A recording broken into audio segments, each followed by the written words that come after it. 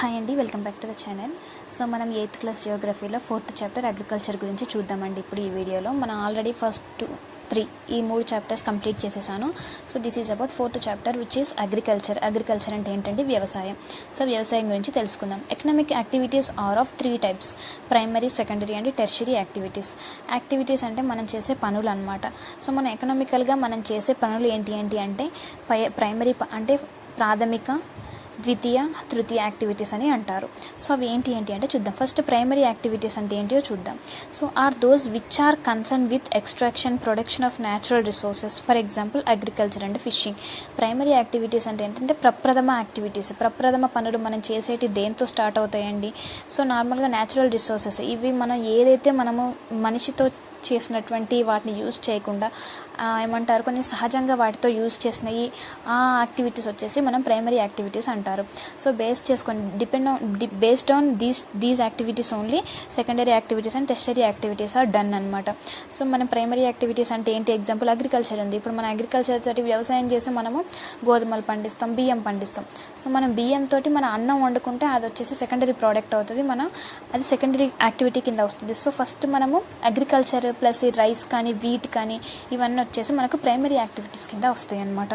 So secondary activities are concern with processing of natural resources to manufacturing the products like baking, bread, weaving cloth etcetera. Secondary activities అంటే ఏంటంటే primary యాక్టివిటీస్లో ఉండే సోర్సెస్ని వాడుకొని మనం చేసేదాన్ని secondary activities అంటారు. ఇప్పుడు సపోజ్ ఎగ్జాంపుల్ ఇక్కడ మనం ఏం పండిస్తామంటే బియ్యం పండిస్తాం. అదే ఇక్కడ దాన్ని మనం రైస్ కింద వండుకుంటాం. అక్కడ గోధుమలు పండిస్తాం. సో అక్కడ వాటి నుండి వచ్చిన ఆ పిండిని తీసుకొని ఇక్కడ నేను కేక్ చేస్తాను, బ్రెడ్ చేస్తాను. సో ఇప్పుడు వచ్చిన ఈ ప్రోడక్ట్స్ అన్నీ ఏంటి, నాకు సెకండరీ యాక్టివిటీస్ అనమాట. నేను ఇప్పుడు వేవింగ్ క్లాత్ అంటే ఏంటిది, బట్టలు నేయాలంటే కావాల్సింది దారం కదా. సో మనం దారంతో ఇక్కడ మనం చేస్తాము. ఆ దారం వచ్చేది ఎక్కడి నుంచి? పత్తి నుంచి. ఆ పత్తిని మనం ఎలా వ్యవసాయం చేస్తేనే కదా పత్తి వచ్చేది. సో అక్కడ పత్తి వచ్చేసి మనకు ప్రైమరీ రిసోర్స్ అవుతుంది. సెకండరీ రిసోర్సెస్ కింద మనకు వేవింగ్ ఆఫ్ క్లాత్ అంటే దారం వచ్చేసి సెకండరీ రిసోర్స్ అవుతుంది. ఈ యాక్టివిటీని సెకండరీ యాక్టివిటీ అంటారు, ఆ యాక్టివిటీని ప్రైమరీ యాక్టివిటీ అని అంటారు. So tertiary activities provide services like transport, trade, banking, insurance and advertising. So tertiary activities అంటే ఈ తృతీయ యాక్టివిటీస్ వచ్చేసి ఏంటంటే సర్వీసెస్ అనమాట, అంటే సేవలు.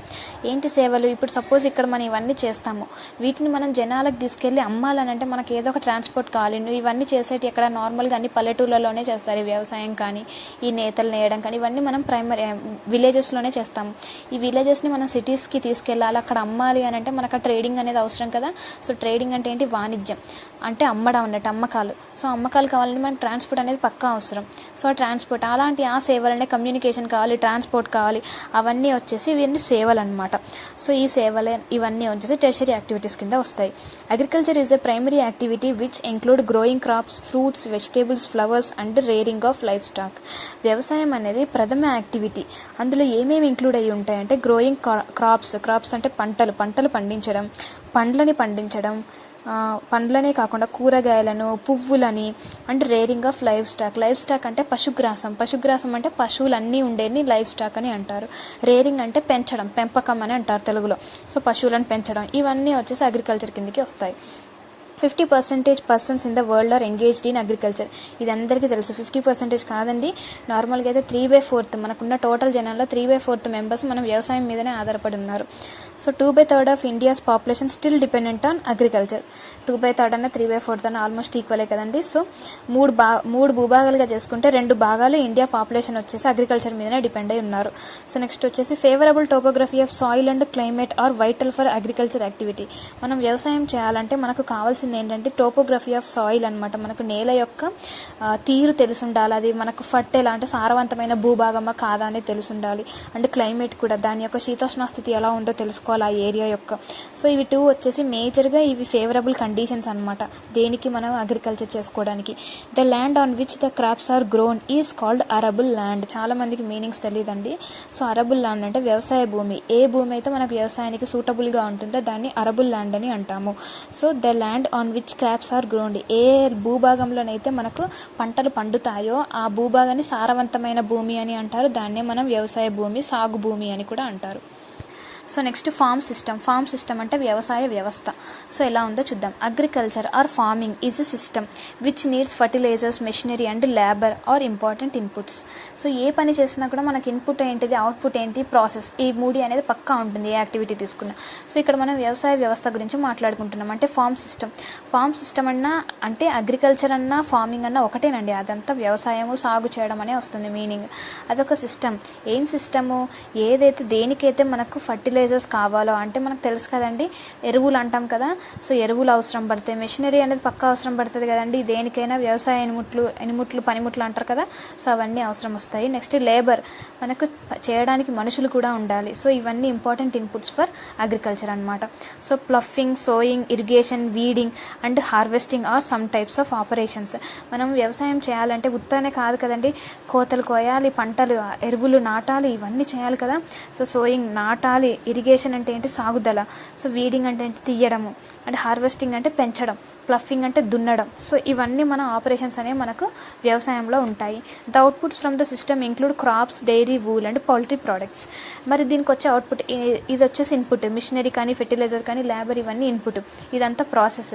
మరి అవుట్పుట్ వచ్చేసి ఏంటిది, ఇప్పుడు మనం వ్యవసాయం చేస్తున్నామంటే పంట కదండి, మన చేతికి వచ్చే పంటనే మనకు వచ్చేసి అవుట్పుట్. డైరీ అంటే ఏంటి, పాల ప్రోడక్ట్స్. నెక్స్ట్ వూల్ అంటే ఏంటంటే ఉన్ని, తెలుసు కదా. పౌల్ట్రీ ప్రోడక్ట్స్ అని అంటే ఇంకా కోళ్ళ వ్యాపారానికి సంబంధించిన ఆ ప్రోడక్ట్స్ అంటే గుడ్లు కానీ ఇంకా మాంసం కానీ. సో ఇవన్నీ వచ్చేసి మనకు అవుట్పుట్ ఎందులో, ఫార్మ్ సిస్టంలో, వ్యవసాయ వ్యవస్థలో. సో టైప్స్ ఆఫ్ ఫార్మింగ్, అసలు వ్యవసాయ వ్యవస్థ ఎన్ని టైప్స్ ఉందో చూద్దాము. Farming depends upon the geographical conditions, demand of produce, labour and level of technology. ఈ వ్యవసాయం అనేది మెయిన్గా జియోగ్రఫికల్ కండిషన్స్ అని చూసాం కదండి ఇందాకనే. ఆ భూభాగం అనేది సారవంతమైందా కాదా, అరేబుల్ ల్యాండా కాదా, వ్యవసాయ భూమా కాదా అని తెలుసుకోవాలి. డిమాండ్ ఆఫ్ ప్రొడ్యూస్ అంటే అది మనకు కోతనిస్తుందా ఇవ్వదా కరెక్ట్గా. నెక్స్ట్ లేబర్, అక్కడ మన ఏ ప్లేస్లో అయితే మనం చేయాలనుకుంటామో ఫార్మింగ్, వ్యవసాయం చేయాలనుకుంటున్నామో ఆ ఏరియాలో మనుషులు దొరుకుతారా, అంటే పనులు చేసేవాళ్ళు దొరుకుతారా. నెక్స్ట్ లెవెల్ ఆఫ్ టెక్నాలజీ అనేది ఎందుకు ఉండాలంటే ఇప్పుడు మోటార్ లేనిది వాటర్ రావట్లేవు కదండి. సో అలా మోటార్ ఉండాలంటే ఎక్కడ పడితే అక్కడ పవర్ సిస్టమ్ అనేది కరెక్ట్గా ఉండాలి. సో ఇక్కడ టెక్నాలజీ అంటే అదనమాట. So next subsistence farming and commercial farming, 2 types of farming. So ఇక్కడ మనకు అగ్రికల్చర్ వచ్చేసి 2 టైప్స్గా డివైడ్ అయి ఉందండి. ఏంటి, commercial farming, next subsistence farming. So వాటి యొక్క మీనింగ్స్ ఏంటో తెలుసుకుందాం. ఫస్ట్ వచ్చేసి సబ్సిస్టెన్స్ ఫార్మింగ్ అంటే ఏంటంటే జీవనాధార వ్యవసాయం. కొంతమంది వ్యవసాయం వాళ్ళ ఫ్యామిలీ కోసం చేసుకుంటారు, కొంతమంది వ్యవసాయం ఏంటంటే కమర్షియల్గా అంటే వేరే వాళ్ళకి ఇచ్చేలాగా అలా పని చేసుకుంటూ ఉంటారు కదండి, అంటే పెద్ద లెవెల్లో అన్నట్టు. సో అదనమాట సబ్సిస్టెన్స్ అంటే జీవనాధార వ్యవసాయం.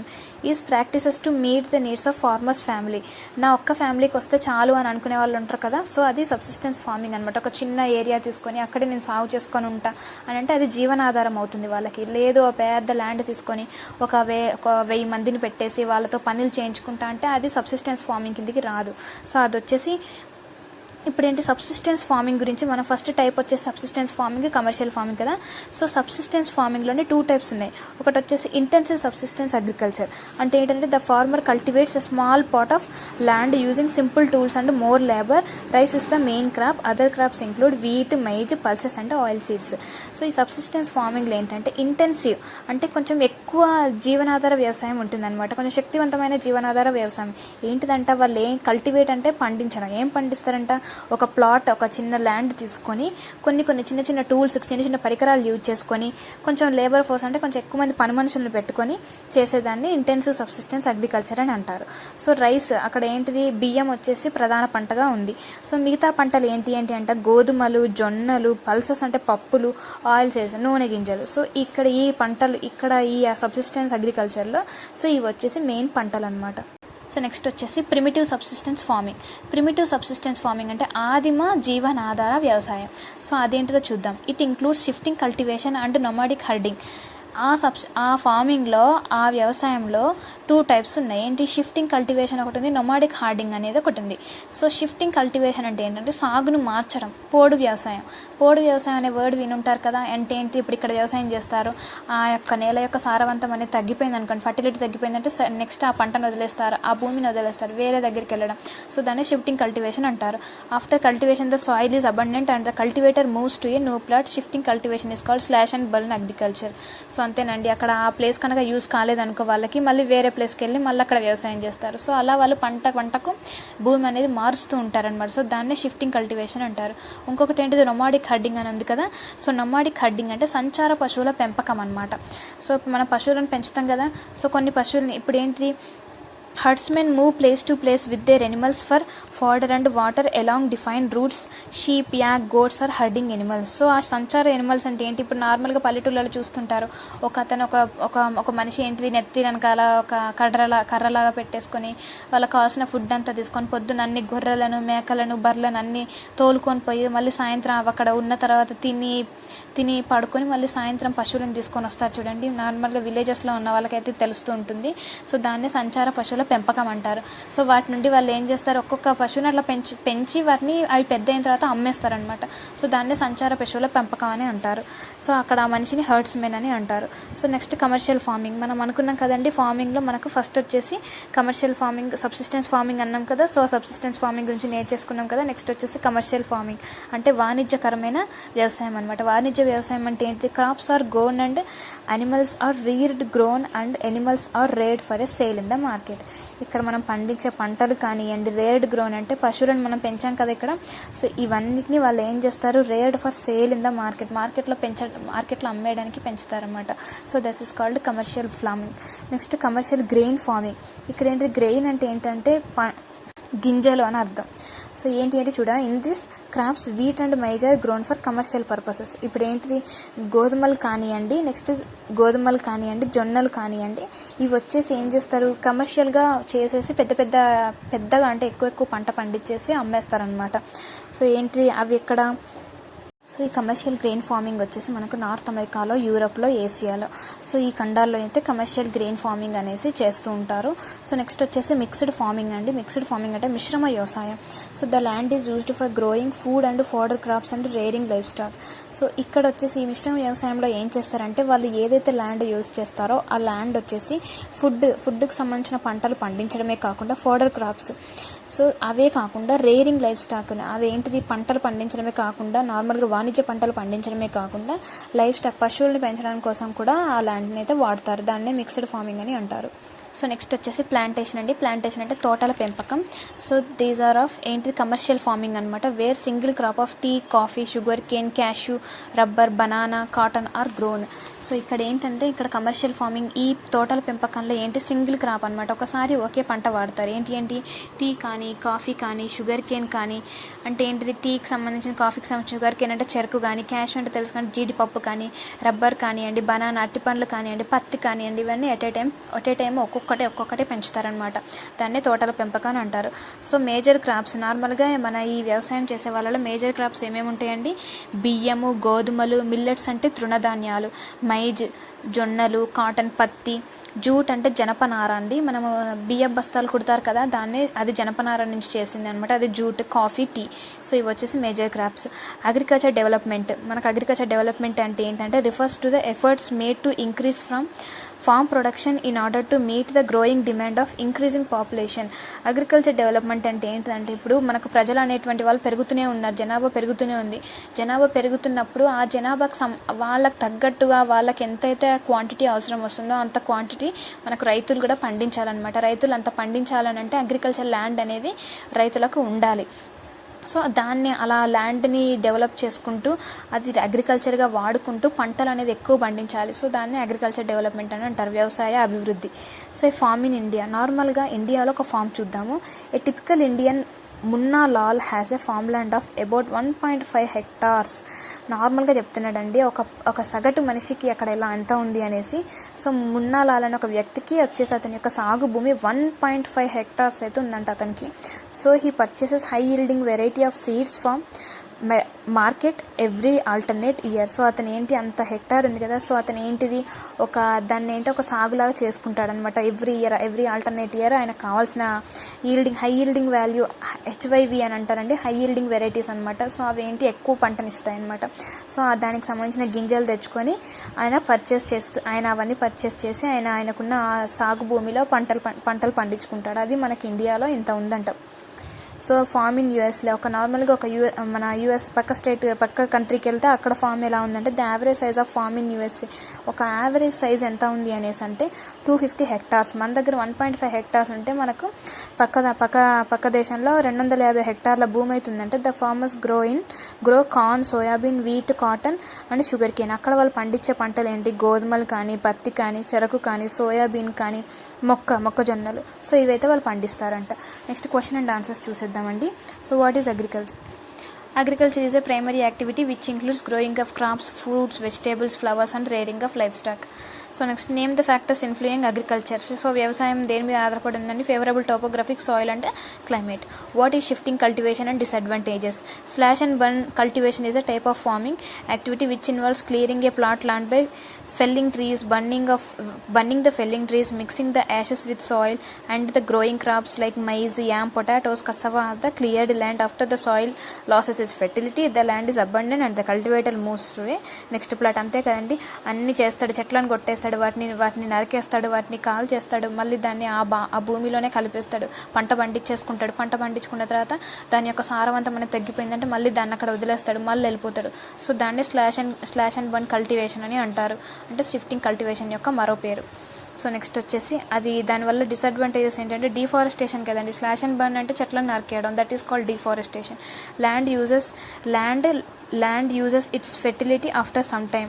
ల్యాండ్ వచ్చేసి చేయడం వల్ల ల్యాండ్ అనేది తన యొక్క సారవంతమైన ఆ ప్రాపర్టీని అయితే కోల్పోతుంది. నెక్స్ట్ సాయిల్ ఎరోషన్, నేల కోత పక్కా వస్తుంది ఇలా చేయడం ద్వారా. So name fibre crops and name climatic condition required for their growth. ఏంటిది మనకు నార్మల్గా ఫైబర్ క్రాప్స్ ఏంటి అని అడుగుతున్నారు. Jute and cotton are the fibre crops, అంతే కదండి. Next the climatic conditions for their are. So జూట్ని మనం గోల్డెన్ ఫైబర్ అని కూడా అంటామండి. సో జూట్కి వచ్చేసి హై టెంపరేచర్ 25 డిగ్రీ సెంటీగ్రేడ్ కంటే ఎక్కువ ఉండాలి, రెయిన్ఫాల్ కూడా హెవీగా ఉండాలి, నెక్స్ట్ హ్యూమిడ్ క్లైమేట్ ఉండాలి. ఇవి వచ్చేసి వాటి యొక్క కండిషన్స్ అనమాట, అవి పెరగడానికి కావాల్సిన కండిషన్స్.